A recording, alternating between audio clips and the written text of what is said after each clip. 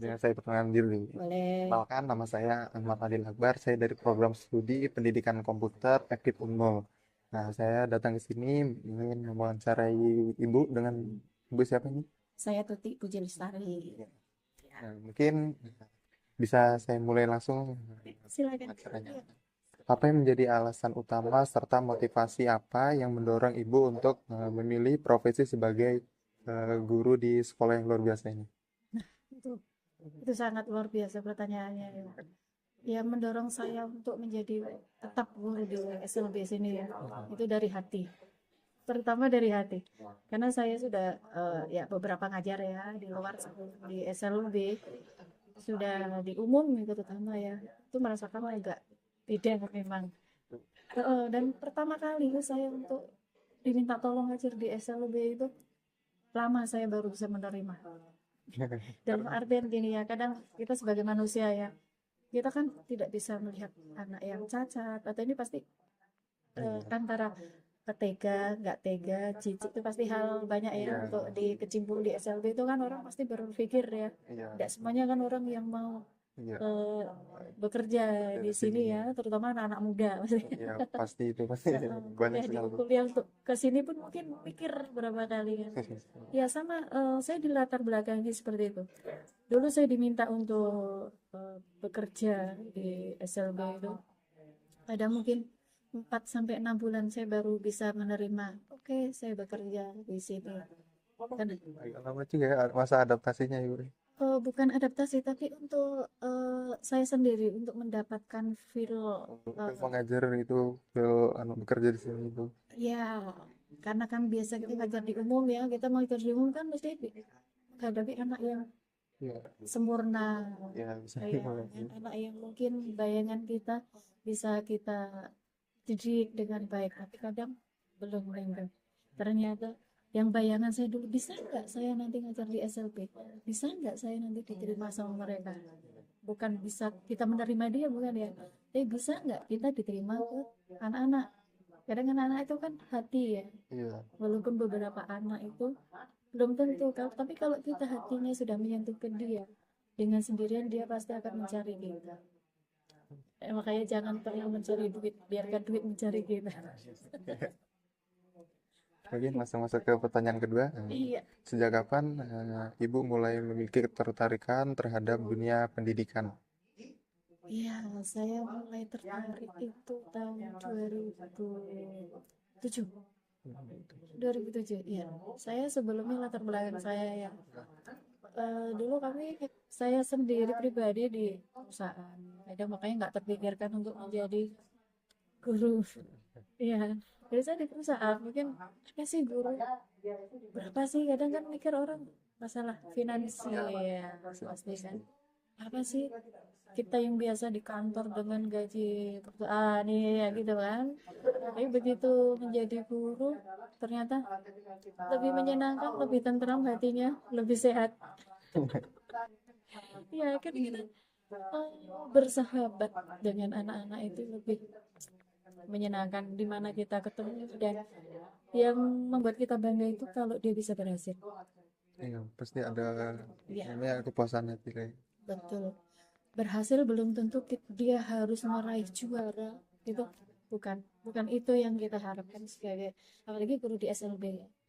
Bukan prestasi yang seperti itu tapi kemandirian, iya, itu sudah menjadi keberhasilan kita, kepuasan kita untuk menuntaskan dia.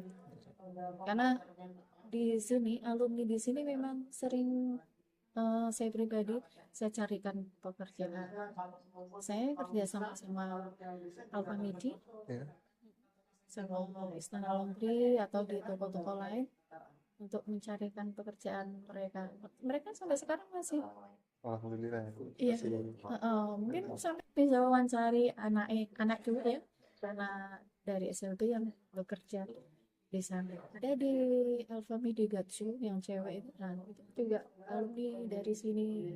Terus di pergudangan Suryanata, mereka masih banyak yang bertahan. Terus kerja sama sama ini United Traktor juga untuk kita magang ya. Jadi kita kita berharap jangan membedakan dengan anak orang. tapi harus kita menyetarakan. Anak umum bisa, kenapa kita enggak? Ya kan, ya kan berhak juga dong magang segala macam, ingin merasakan walaupun komposisinya pekerjaan kan beda. Ke pertanyaan selanjutnya ya, Ibu ya.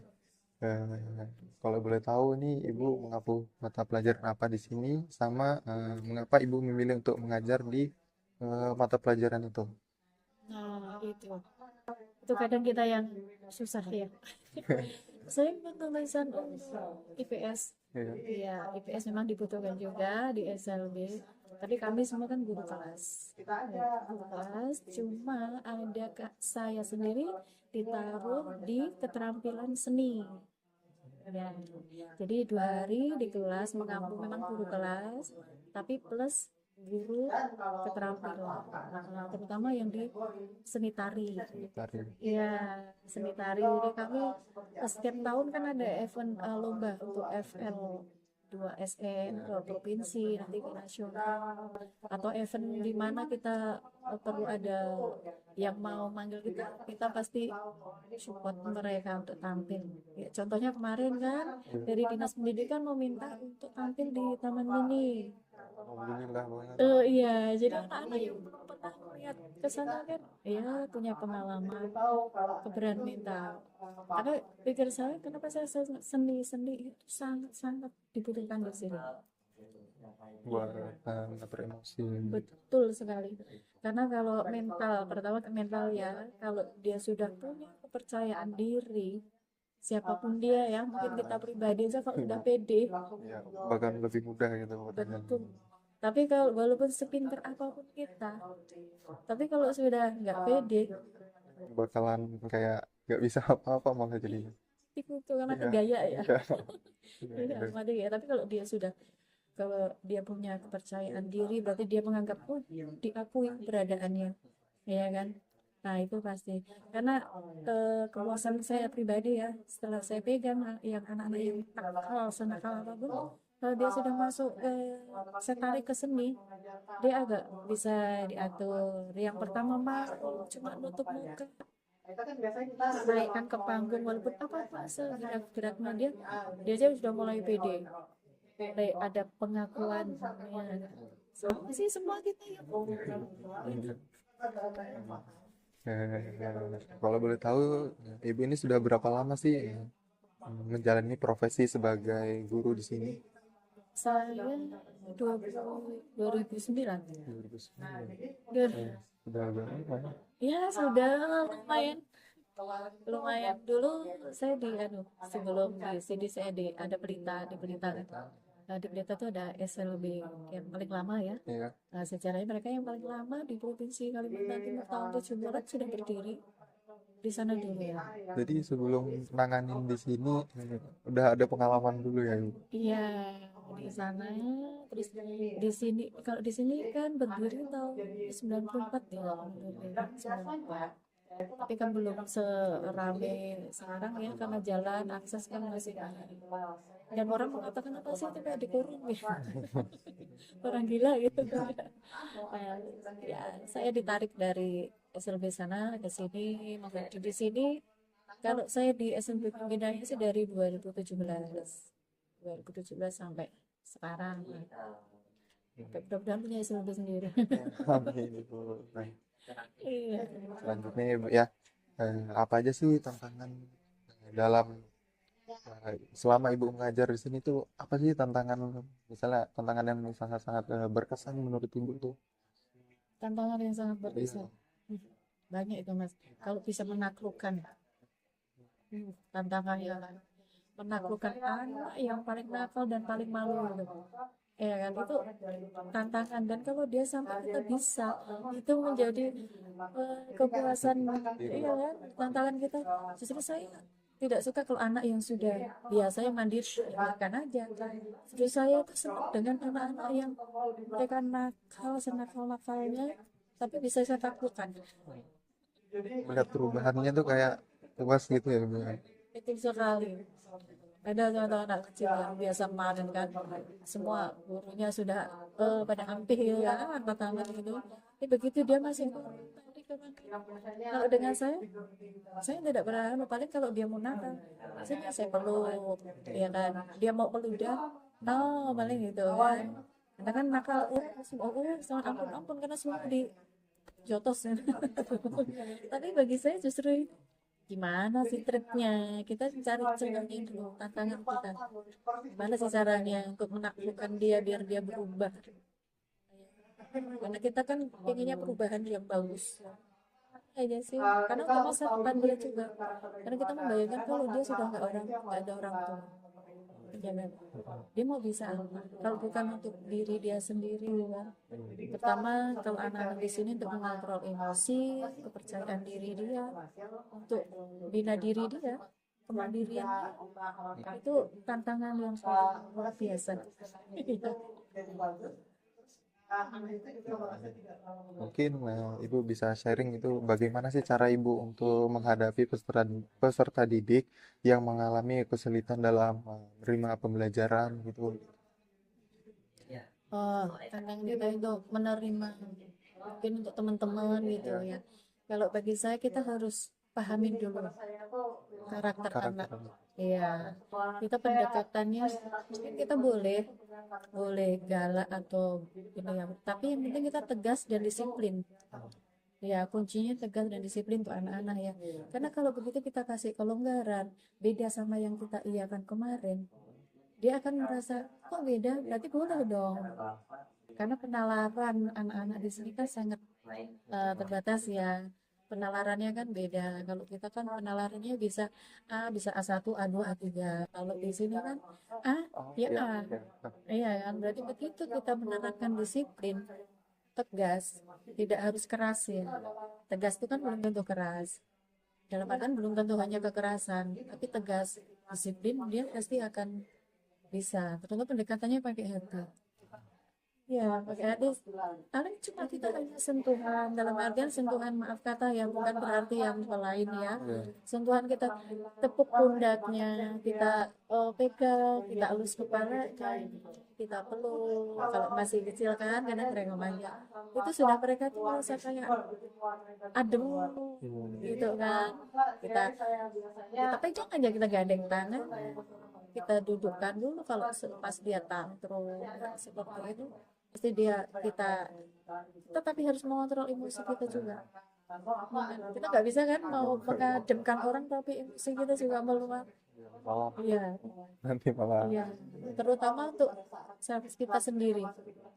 Yang penting kita sudah menata diri kita, pasti akan bisa menata sesuai emosinya, pasti akan berhasil. kalau boleh Ibu boleh mungkin Ibu bisa ceritakan salah satu pengalaman mengajar yang paling berkesan lah menurut Ibu selama mengajar di sini itu apa? Yang sangat paling berkesan bisa membawa dia untuk ke kompetensi, ke persaingan ya di antara provinsi, dia tetap juara satu di nasional. Nah, itu ya, itu membuat selain kita bangga juga anak itu percaya diri dan dapat pengakuan bahwa oh anak SMP itu ternyata bisa loh melakukan dia, ya kan, kompetensi di antara yang umum, dan saya tidak malu untuk membawa dia di tempat umum yang terbuka, itu saya tidak malu.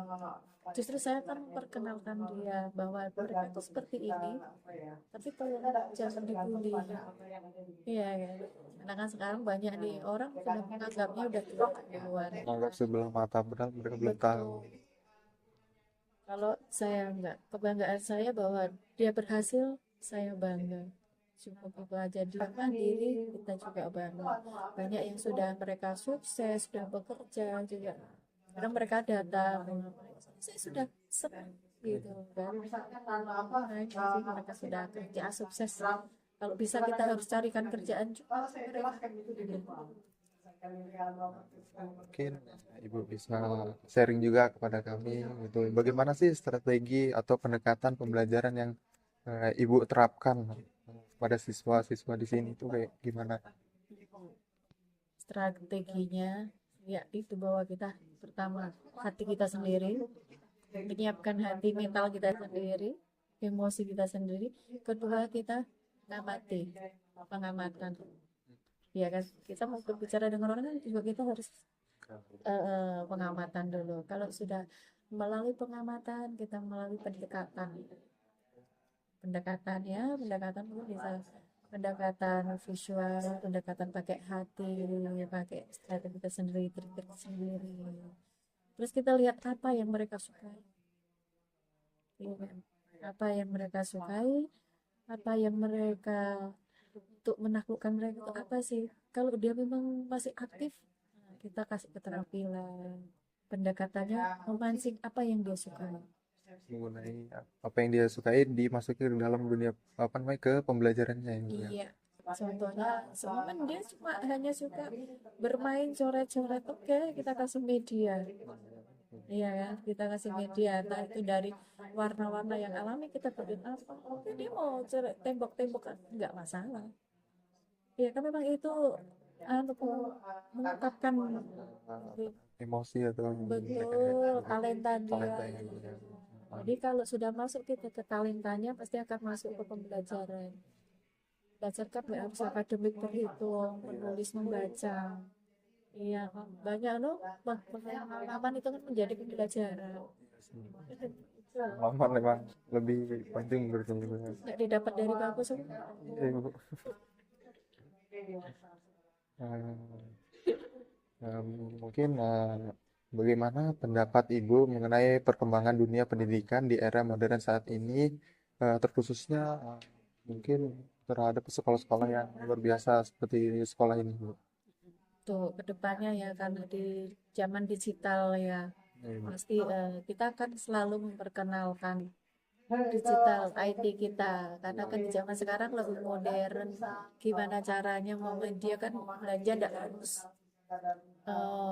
ke mall, harus kemana. Tapi kita ajarkan juga kok mengenal belanja online. Bukan berarti terus harus belanja online ya. Tapi bagaimana cara pesan, cara ini. Karena dia kan kita kasih tahu juga. Kadang anak-anak kan langsung pesen, tapi tidak mengerti latar belakangnya ada uangnya tidak. Ya, tahu belajar untuk digitalnya. Terus untuk belajar yang lain, pengalaman yang lain kan dia bisa dilihat dari YouTube, media sosialnya. Terus dia juga bisa mengupload apa yang talenta dia punya, pembelajaran dia kan itu sudah dilihat orang, jadi kebanggaan dia juga pembelajarannya. Karena di era sekarang kan harus bersaing. Dia kan juga berhak untuk mendapatkan pengalaman yang lebih luas dari dunia maya juga kan, dari IT dia kan. Dia juga harus mengenal itu. Walaupun dia tidak bisa membaca, tapi kan dia bisa melihat gambar. Iya. Iya kan, IT kan tidak harus membaca. Anak-anak justru lebih ke kontennya apa yang visual dia lihat ya. Tidak harus membaca ABC, nah, tapi dia streetnya lebih lebih cepat. Nah, kalau boleh tahu, apakah di sini itu media pembelajarannya itu menggunakan pembelajaran digital, kalau boleh tahu, Bu? Iya, kami di modif ya. Memang tidak harus digital terus karena banyak praktek. Maka terutama saya karena mengampu untuk tunagrahita kan yang memang tidak bisa membaca ya, keterlambatan membaca atau sindrom. Yaitu kalau untuk ke medianya kami memang pakai yang sudah clear juga kan, pakai Slack, pakai TV atau pakai apa. Tapi tetap harus diimbangi dengan praktek langsungnya. Iya. Nah, itu kan mungkin teori hanya melihat dan ini kan untuk dunia maya digitalnya ya. Tapi kan tetap dia tahu, tetap bisa mengoperasikan mau HP paling tidak dia telepon pamannya. Ya kan kita ajarin juga kan dia harus menghafal di situ kan. Menghafalnya kadang kalau saya ngajarkan ke telepon pamannya bukan dari ini tapi dari fotonya. Nanti kita pesan ke orang tuanya, jangan diganti. Ya, jangan diganti profil fotonya karena anak-anak kan menghafal pakai feeling Feeling, ya. feeling dia karena kan terus kebiasaan dia yang dilihat itu ya itu, tapi begitu kita ganti ini kok kan tidak bisa membaca.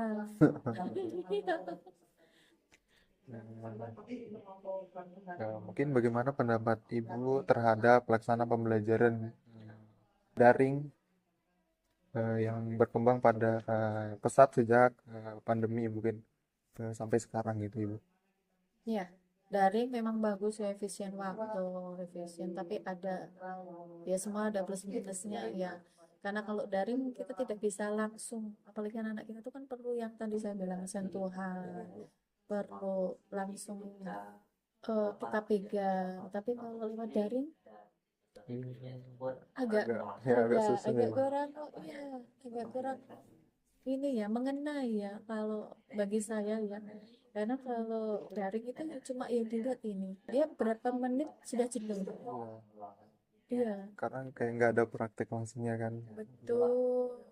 Sedangkan orang tua kan juga tidak mungkin mendampingi Iya. meskipun di rumah, tapi begitu sudah luring ya kan, sudah tatap muka, kita lebih mengena, lebih enjoy, karena kita belajar sambil bermain prinsipnya kalau saya.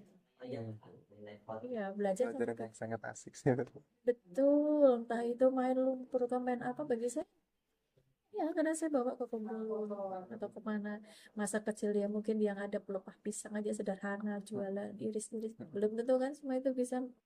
Kadang orang tua juga takut megangin pisang, tapi Iya. bagi saya dia Iya sih, Bu. harus tahu gimana mama kena wajar, dan dia tidak akan mengulangi lagi. Kayak masak, biarkan aja dia kena kompor sama bagi saya ya harus, tapi habis itu kan dia tidak lagi. Memberikan apa ya pengalaman untuk pembelajaran mereka kan. Iya, itu namanya shock terapi ya kalau bagi saya. Senakal apapun anaknya, kalau tidak ada shock terapinya, kita sendiri mungkin gitu ya. Ya, Ya kan, kalau tidak mungkin istilahnya kejedut atau sebelum kita kejeblos, kena dulu, masuk dulu, kita nggak akan tahu ya, Bu ya. itu sudah. Kalau kita sudah kejeblos baru tahu, oh itu ternyata lubang. Iya. Walaupun tahu itu lubang. Menurut Ibu itu bagaimana sih cara terbaik bagi guru dalam menumbuhkan semangat belajar siswa? Motivasi, Iya. memotivasi dia ya. Itu memberi semangat, memberi dukungan. Dukungan tidak hanya materi ya, tapi dukungan moral, dukungan sentuhan, dukungan pembelajaran yang sangat menyentuh itu dengan praktek-praktek langsung. Kalau untuk di SLB ya, itu yang sangat diperlukan untuk teman-teman juga, untuk bersama untuk membangun anak-anak biar bisa mandiri dan aktif ke depan. Menurut Ibu, nilai-nilai dasar apa saja sih yang harus dimiliki oleh seorang guru supaya dia itu menjalankan pekerjaannya tidak bisa dibilang tidak hanya untuk datang saja, tapi lebih profesionalitas dalam mengajar itu, Bu. Nilai-nilai dasarnya ya, pertama yaitu hati, dasar banget bagi saya ya, karena kalau sudah hati, yang kedua senang ya kan. Kalau hati kita senang, pasti kita akan konsisten dengan pekerjaan kita ya kan? Kalau kita sudah tidak senang, pasti sudah menganggap itu berat. Jadi kalau pekerjaan menjadi hobi, kalau saya, karena hobi membawa rezeki. Bagaimana cara Ibu menerapkan nilai moral, etika, dan karakter positif kepada peserta didik? Cara saya menerapkannya, saya mengajarkan langsung. Contohnya, kalau ada kita mau lewat karakter sederhana ya bagi anak-anak, apalagi anak-anak yang saya pegang itu, ada orang tua yang sedang duduk, sengaja saya lewatkan situ, tapi etika dia, cara lewat bagaimana menundukkan badan, bilang permisi, hal sederhana, tapi bagi dia, oh itulah etika, dan dia harus menghargai temennya. Mama ada temennya yang masih satu pakai sepatu belum selesai, ayo ditungguin dulu, nanti turun bareng-bareng, ya kan. Nanti ada temennya berkelahi, nggak boleh ngolok juga, ya kan, nggak boleh nanti terus ini kontok-kontokan kan. Namanya Nana kan, katanya yang satu ini satu belain aja.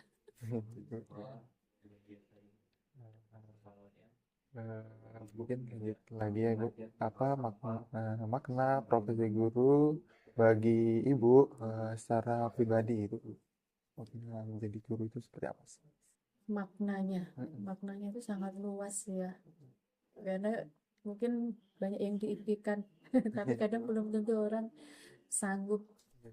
Iya kan? Semua mungkin bisa mimpi, tapi kadang belum tentu mau menjalani. Ya, tapi kalau bagi saya pribadi sangat bermakna karena saya bisa membimbing anak-anak dan membuat anak-anak berhasil apa yang menjadi angan-angan dia dan sesuai dengan apa yang saya harapkan keberhasilan dia dan apa yang saya tuangkan bisa diterima dengan senang hati dan berhasil sama anak-anak itu sangat-sangat bermakna banget bagi saya karena ilmu apa yang saya dapat tidak sia-sia. Iya. Mungkin selanjutnya lagi ya Ibu ya. Bagaimana upaya Ibu dalam menjalankan hubungan baik dan kerjasama dengan orang tua peserta didik gitu Ibu? Nah, itu yang selalu saya anukan.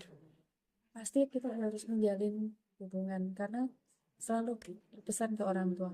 Apa yang saya ajarkan pasti akan saya share ke orang tua dan selalu saya berpesan ke orang tua, tolong diterapkan. Jadi kita saling kerjasama. Karena kalau apa yang sudah saya terapkan dan orang tua tidak terapkan akan tidak berhasil. Itu perlunya kerjasama antara guru, siswa dan Orang orang tua. tua. Iya. Jadi karena kalau kita menerapkan di sini disiplinnya, rumah masuk ke rumah harus cuci tangan, cuci kaki, buka baju. Tapi kalau di rumah tidak diterapkan, tidak akan berhasil. Itu perlunya komunikasi dan kerjasama antara guru dan orang tua. Itu biasa, komunikasi. Komunikasinya ya Bu. Iya. Menurut Ibu, berapa penting sih sikap keteladanan dalam diri seorang guru dan bagaimana cara Ibu menerapkannya dalam kehidupan sehari-hari di lingkungan sekolah ini, Ibu? Itu sangat-sangat penting ya. Sebetulnya walaupun kadang saya juga nggak teladan murni. Tapi sangat penting karena guru itu sebagai figur model, contoh. Ya kan, contoh apa yang dilihat anak-anak pasti akan diikutin. Sebisa saya akan berusaha ya setel kendo ya. Kadang saya mungkin saatnya saya serius ya kan. Tapi pada saatnya sudah ini saya santai sebagai teman dia, sebagai orang tua dia, sebagai musuh dia. Iya kan untuk nganu ke anak-anak. Jadi menyelesaikan porsi sesuai dengan ini ya, Bu. Misalnya waktu belajar ya belajar, waktu bermain ya bermain. Itu Gitu ya. iya, nggak harus belajar terus itu tidak harus tren, harus enggak fleksibel aja, ditarik ulur kan. Melihat situasi dia kalau dia capek, beb, tidur, ayo tidur semua. Nah, gitu kan. Tidur semua pada saat dia happy, oh kita ya itu membaca situasi mood dia, terus ya keadaan juga kan Iya. sekeliling kita juga menyesuaikan semuanya mas. Kita jadi pengajar tuh nggak harus apa ya, kaku Iya. itu bagi saya ya. Iya. Saya gitu karena saya sebagai pengajar saya pinginnya saya jadi teman dia, saya pinginnya jadi orang tua dia, sebagai musuh dia pada saat dia marah silakan marah, nggak apa-apa. Anak siswa marah silakan saya suruh keluarkan marah aja biarkan, habis itu baru kita kasih masukan. Itu fungsinya sebagai guru dan siswa bagi saya enggak, jangan ada jarak. Harus saling terbuka ya, Ibu. Ya, saya pengen jadi teman dia, pengen jadi bestie gitu ya. Oh, pengen jadi musuh. Oh, pada saat dia marah, oh, kelai-kelai, biarkan. Sama kan kita ibu dan anak kan Iya, juga Ibu. gitu. Mungkin kalau zaman dulu beda ya, anak Iya, harus tunduk. iya, Ibu. Ya, kalau sekarang jangan, Malah. harus demokratis, harus Iya, Ibu. mendengarkan. Sama saya mengajarkan siswa-siswa di sini walaupun dia kayak gitu. Silakan dia mau marah ya, habis sudah marah selesai. Ya, nyanyi, bermain musik. Eh, Lanjut lagi ke pertanyaan selanjutnya, Ibu. Mungkin apa harapan besar Ibu terhadap kemajuan dunia pendidikan di masa mendatang, khususnya dalam meningkatkan kualitas guru dan mutu pembelajaran di Indonesia, khususnya di sekolah-sekolah yang luar biasa seperti ini, Bu. Harapannya sih selalu semangat ya, selalu bangkit. jangan pernah menyerah, karena kita sebagai apalagi guru SLB ya, yang sudah banyak suka dukanya menghadapi anak-anak yang sangat-sangat luar biasa, yang mungkin kadang kita dipukul ya, ya enggak masalah menghadapi anak-anak itu, berbagai karakter, berbagai ini. Sebagai guru kita harus sabar, sabar dan sabar, tapi tetap semangat untuk memajukan bangsa dan memajukan anak-anak yang selama ini dianggap keterbatasan, padahal belum tentu dia terbatas, ya kan? Hanya mungkin selisih berapa langkah aja sama kita, ya kan? Ya, untuk guru-guru teman-teman yang lain selalu semangat, selalu optimis, pasti kita semua bisa.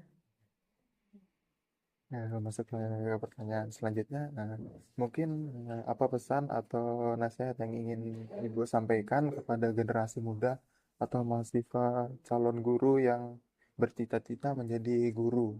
Untuk Nah, Ibu. itu bagus pertanyaannya ya. Saya bilang jangan pernah malu. Kuncinya itu. Jangan pernah malu, karena generasi muda sekarang maunya itu yang Instan ya, Ibu. instan dan elit, Iya, Ibu. tidak mau untuk sosialisasi itu kan agak kurang ya, karena dengan dunia yang gadget sekarang itu kayaknya melihat, jangankan melihat melirik untuk ke guru SLB ya, untuk yang lain kan mereka interaksi ke orang itu kan sudah Ya sudah instan. berkurang, Iya, Bu. bukannya tidak ada, tapi berkurang. Iya, Mungkin untuk lingkungan keluarga aja interaksi sesama keluarga masih kurang iya, Bu. ya. Jadi untuk generasi muda yang sekarang, tolong dan tolong jangan malu, tetap semangat. Menjadi guru tidak ada jeleknya, itu justru akan kita tuh menjadi bangga, karena kita akan menemukan berbagai karakter, berbagai apa ya, sifat dari anak-anak yang unik, akan menjadi antik. Iya, Bu. Selalu semangat. Nah, Iya. masuk ke pertanyaan terakhir nih, Ibu ya. Jika Ibu diberi kesempatan untuk memperbaiki atau mengembangkan sistem pendidikan di Indonesia, perubahan apa sih yang ingin Ibu wujudkan agar pendidikan menjadi lebih berkembang dan relevan dengan kebutuhan zaman? Mm-mm. Harapan saya ya, hanya bukan hanya janji-janji. Iya sih. Iya. Iya, karena sekarang eh ya mungkin kita tahu juga ya, kebutuhan pemerintah pribadi atau yang sumber segalanya ya, Iya, iya. yang berwenang untuk menguasai pendidikan. eh Memang kita sangat membutuhkan mereka, tapi tolong jangan hanya sekedar janji-janji, karena kami yang melaksanakan, yang langsung interaksi di bawah langsung, yang praktek ini sangat membutuhkan dukungan, bukan hanya material ya, tapi Iya, kadang Ibu. moral, dalam artian tolong dikasih kesempatan, ya kan, dikasih kesempatan pribadi kami mungkin untuk para guru untuk berkompetensi atau membawa siswa, kasih dong peluang, apalagi khususnya di untuk SLB ya, Iya, Ibu. untuk guru-guru SLB itu kadang sering tertinggal ya. Jadi tolong untuk yang berkewenangan ini, harapan saya sih, tolonglah kami sebagai pendidik, apalagi dari guru SLB, tolong disamakan. Kadang info apa-apa tuh kadang kita terlambat. Terlambat. Iya, Anggap sebelah mata juga. iya. Kadang saya sering berkumpul dengan teman-teman guru di luar, ternyata kita jalan selangkah lebih maju dari mereka. Jadi info apa tuh tertinggal. Walaupun mungkin ya kita sekarang sudah ada pergub atau ini untuk difabel ya, khususnya kalau untuk membahas SLB, tapi tetap aja sih kadang masih, kita masih merasa kadang di minder. Jadi tolong, mungkin kalau ada event apapun, kesempatan apapun, harapan saya tolong setarakan kami. Mungkin itu aja pertanyaan apa namanya untuk sharing ini Bu ya. Makasih banget atas sharingnya, wawasan saya sebagai ini kan calon guru insya Allah. Kan, Amin, mudah-mudahan. maaf mengganggu waktu Ibu. Saya juga senang, saya selalu berpesan kadang ke generasi muda ya. Kadang mungkin saya ketemu di mana, kadang ada saya tanya, enggak kuliah. Waktu itu sering ada ya itu kan eh, kuliah PLB gratis gitu Iya, dong. Saya link saya kasih kan. Siapapun itu saya ingin ada generasi penerus apalagi untuk lulusan PLB khususnya ya. PLB itu sangat dibutuhkan di sini dan langsung dapat pekerjaan terjamin gitu. Kalau saya bilang pesan saya jangan pernah malu dan malas.